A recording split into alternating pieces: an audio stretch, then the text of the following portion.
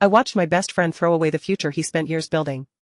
When I think about high school, I remember two kinds of people. The ones who coasted and the ones who planned every step like life was a staircase they were determined to climb. My best friend, Ryan, was the second type.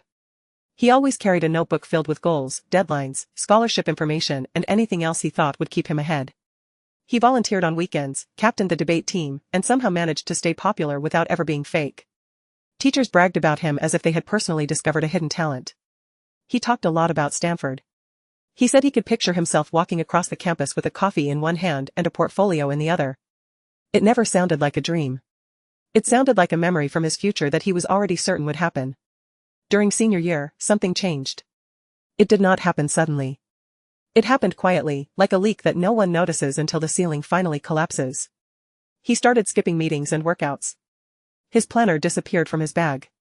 He stopped mentioning college altogether. When I asked if everything was okay, he would smile too quickly and say he was just tired. I learned the truth one afternoon when I showed up at his house unannounced. The door was open, and his parents were in the living room speaking in low voices, the kind of voices people use when they are trying to make sure the words do not escape into the air too fiercely. His mom looked like she had been crying. His dad just looked lost. They told me Ryan had been rejecting phone calls from recruiters and ignoring scholarship coordinators. Grades that once made him proud were slipping into the barely passing range. I went upstairs to his room and found him sitting on the floor with his back against the bed. He was staring at a crumpled letter from Stanford like it was a photograph of a person he used to know.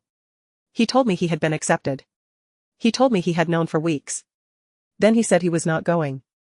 I heard the explanation in pieces, like puzzle fragments scattered across a table. Pressure that felt like a hand around his throat. Expectations that turned every small mistake into a sign of failure. Nights spent awake wondering if he would ever be good enough or if he had fooled everyone into believing he was.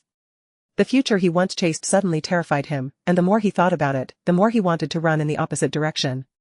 He said he planned to take a year off, find a job, be normal for a while. He sounded relieved and miserable at the same time. The last time I saw him before graduation, he was stocking shelves at a hardware store. He waved when he saw me, but the light in his eyes was different. Quieter. Like a flame that had been turned down low so no one could see how much heat it used to give off. People always say failure builds character, but watching Ryan let go of the future he spent his whole life chasing did not feel like failure. It felt like heartbreak.